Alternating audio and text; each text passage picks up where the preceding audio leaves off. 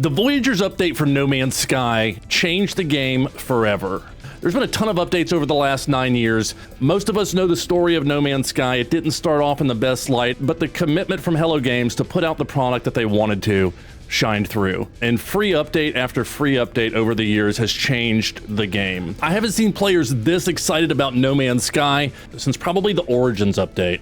And more players than ever are returning to No Man's Sky to check it out after breaks of months to years. What Origins did was it gave us new, exciting places to explore, adding planets, changing the flora and fauna around, and just giving us a ton more to explore. What the Voyagers update does is it gives us a new way to explore. And that's what we're going to talk about, how this changes the game and how it will change the way you explore and the way you may start a brand new save if you choose to do so.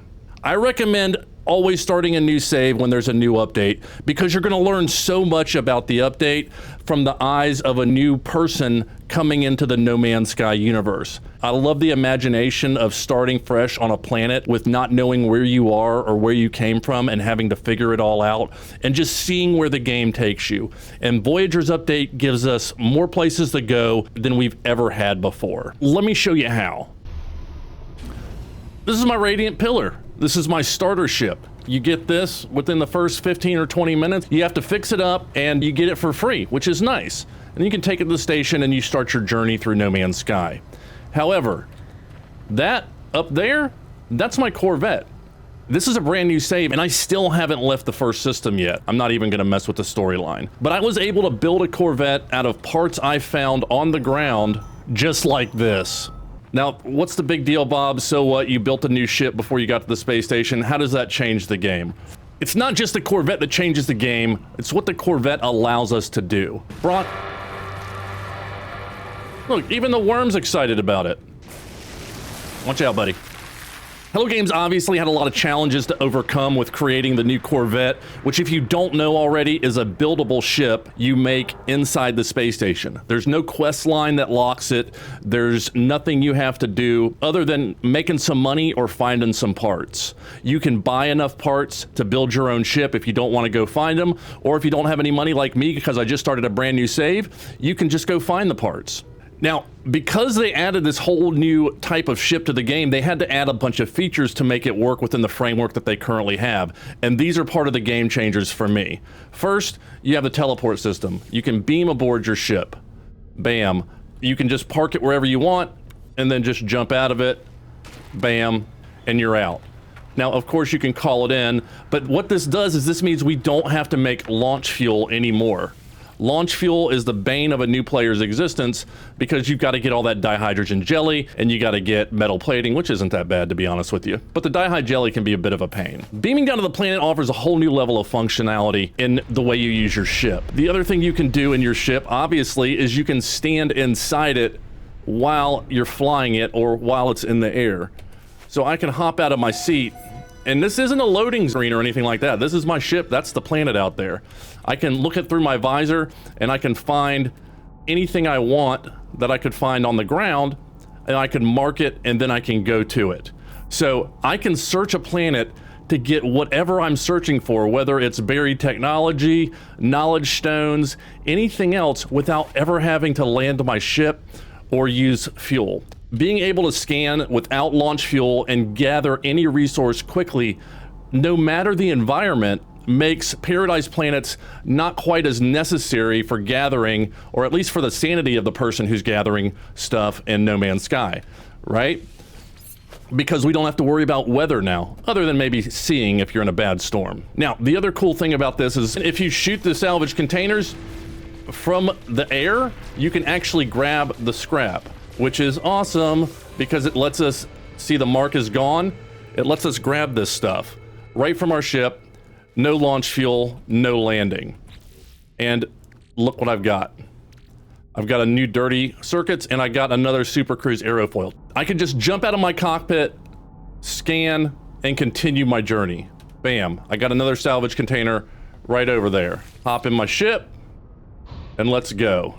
This makes it so much quicker to gather these parts, which you're gonna need quickness to gather these parts because there are a ton of them. Like the Sentinel ships, these ships will hover and let you take out opponents from basically a standing position, which is very nice. Awesome. We don't have to worry about launch fuel, and we can gather resources on planets much more efficiently. That's great, but what else? Well, let me show you. You got autopilot. No more spinning around trying to find that planet hidden behind that other planet. Once you have been to a planet once, you can go to the autopilot menu and go there. See, these two are unmapped and they don't light up. This one's mapped, so I can. But as soon as I go to this planet, it will show up in my menu. Cool. That's a game changer for me because I've been annoyed so many times spinning around trying to find a planet I'm looking for that's hiding behind another one, or I gotta keep moving my ship to pulse past it. It's kind of a pain in the butt. And look at this. I can hop out of my seat while I'm flying. That in itself is freaking amazing. Look at that. That's the actual planet. That's not a screen. That's not a loading thing. Right here is the planet. We just warped to it. I can open the back of my ship, jump out. I'm in space right now, but I can take it from space all the way to the planet's surface with no loading screen. Let's just speed this up. And while you're falling, don't forget, guys, No Man's Sky has a photo mode that's been around forever. This is the perfect place to use it. And I'm in the atmosphere.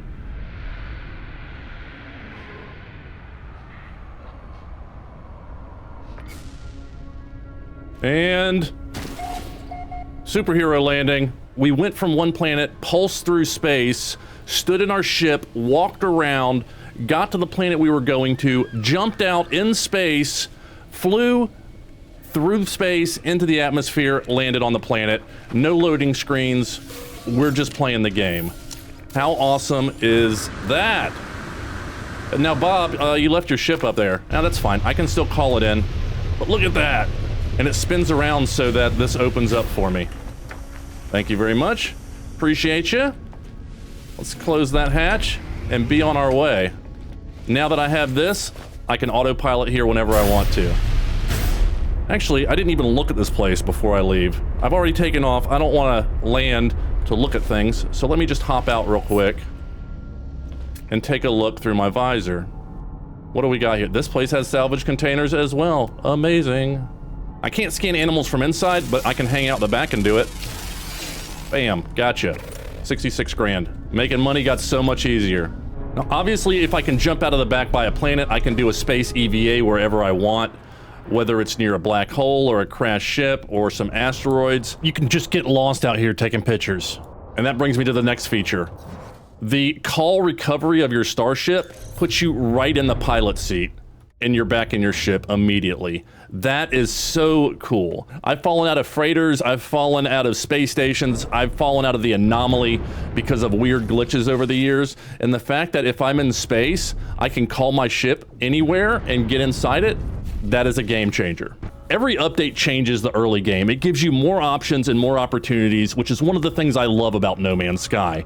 It lets you go any direction you want and kind of see where opportunity takes you. So how does that change with the Voyagers update? When you get this Corvette, you still haven't been to the anomaly yet. And when as soon as you have the Corvette, not only do you get the mission radar, but you can build a nutrient processor. The nutrient processor not only allows you to cook, but it also gives you access to ingredient storage, so you've got 50 more storage slots right off the bat. In addition to all the food you can cook to get additional buffs without going to the anomaly or doing anything funky to get it. It also gives you the equivalency of a large refiner. I don't know why it turns you sideways, but it seems to do that right now. This allows you to use a large refiner to mix things so we can make anything that you can make in the game in the first system. Within the first couple hours of playing the game, you can have access to all of this. You're not gate kept anymore. There you go, you got a large refiner. You've got access to storage, not just one storage, but all the storage. You get access through your building menu to all 10 cargoes, just like you do in a freighter, immediately. We can go ahead though, and we can transfer stuff directly into our cargo right from our ship. And we can grab it back right from our inventory by hitting X for transfer items and grabbing storage container. So in our ship, we can get anything, which is amazing. So you get the nutrient processor, you get the refinery. You can also have a living wall. So not only do you have the refinery, the nutrition center, but you can grow plants. This used to take a while to get to, but now, as soon as you're in the first system, you can start growing stuff. You want to grow Nip Nip? Knock yourself out. Now, the Metapod and the Crew Berth don't really do anything as far as I know yet. That may have changed since this video has come out, but right now, they don't do anything amazing. Can I stand up? I can stand up while that is happening. Oh, that is so cool. You also get the teleporter so you don't have to walk as far. I hate walking, so that is great. Unfortunately, I'm old school and I forget, so I tend to run to my ship and then remember there's a thing I gotta come over here and walk to. So, game changing if I can remember it, right? Right. In this new Corvette station, we've also got a way to sell anything we want. Not only can we purchase modules, but if in the purchase option, there is a sell option, which will take anything. So if I switch to my starsuit, I can dump out anything without having to go up to the other place, which just gives me one more option. Not a complete game changer, but definitely a nice thing to have. Now the other game changer is money making in No Man's Sky. Man, when I started this channel, making money in No Man's Sky, it was all about the expansion of cobalt or chlorine as quick as you could. And what this is a way to make money. All these parts that we found are worth a ton, and we saw how easy it is to grab them now, and the new functionality of the ship allowing us to hover, scan, and shoot these items.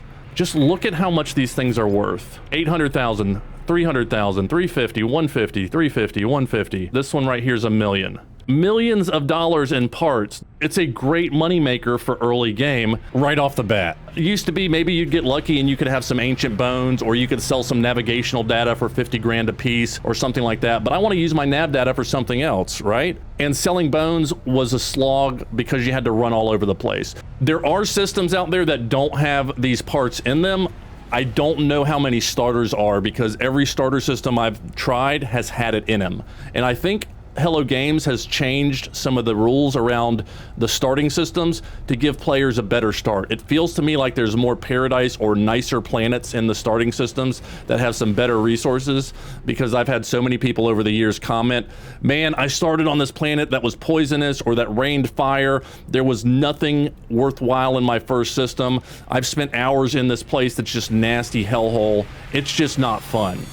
And they don't get to learn in a fun environment. They have to learn in a harsh environment. Some people that are survival people like me love that. Other people who want to just chill, maybe not so much. So another game changer right there with this Voyagers update. The other thing that this has done for me is made me play creative mode for the very first time. As you may be able to tell by my name, SurvivalBob, I love playing survival games, which means I love a challenge.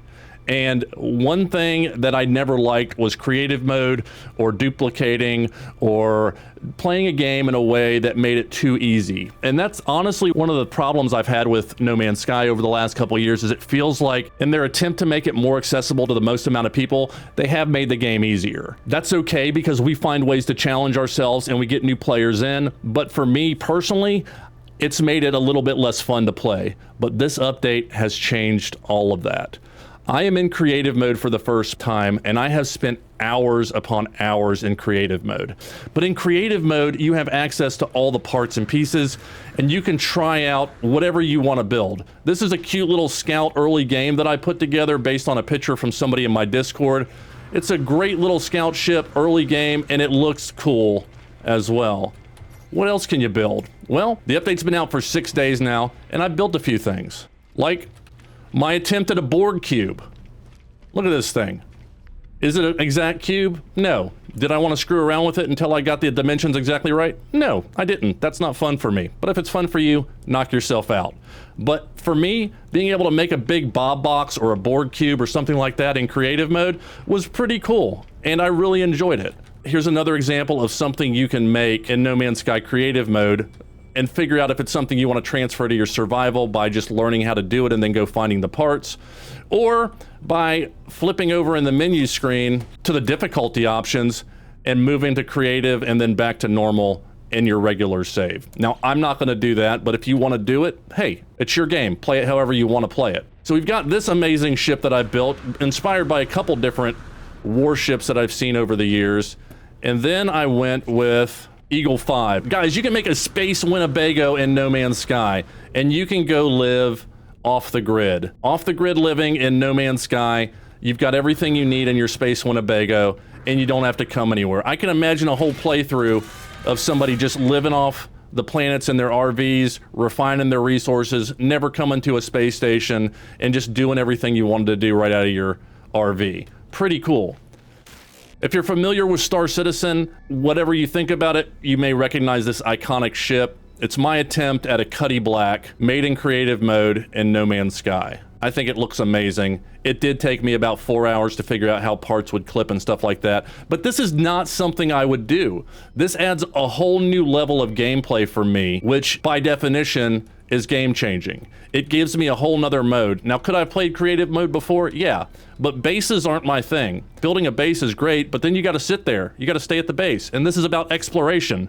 So being able to create our own ship and explore in it, an actual ship that we can feel like we live out of because it's got the ability to walk around inside and treat just like anything else, is 100% game changing. Now, I know there's a ton more benefits and features I could list. These ones I've given you right now, the ability to loot a planet, get the resources you want without actually having to land or use fuel. The ability to make money early game has gotten even greater with the ship parts and the way that you get them. The ability to build a ship that you want to out of parts you find off the ground and cost $0. The fact that we can fly around in space in our suit so much easier and do a dive from space into the atmosphere, land on a planet, and keep playing without loading screens is game changing. Now, has that technology always been there with the no loading screens? Yeah. Could we jump out of a ship? You could jump off your freighter. It was possible, and many of us have done that.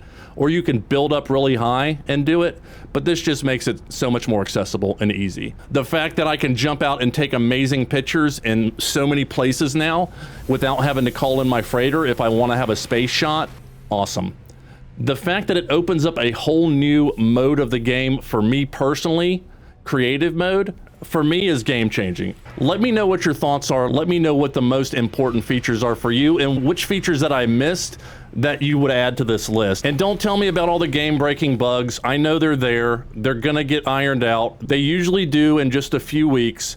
We've already had 2 patches. Just bear with them and enjoy being part of the free live bug testing for No Man's Sky, right? So, guys, I hope you've enjoyed this video. If you have, let me know in the comments down below. I'd love to hear your thoughts. I've got a brand new series I started. I'm working on episode 3 now, a brand new beginner's guide and tips and tricks for new players as I play through the game for the first time in Voyagers. And that's how I found all these things. That's how I found how different this was. I knew it was awesome, but I didn't realize it until I started a new playthrough and realized what was possible. So guys, thanks again for watching. I'm Survival Bob, and remember, if you're gonna be a Bob, have fun with it.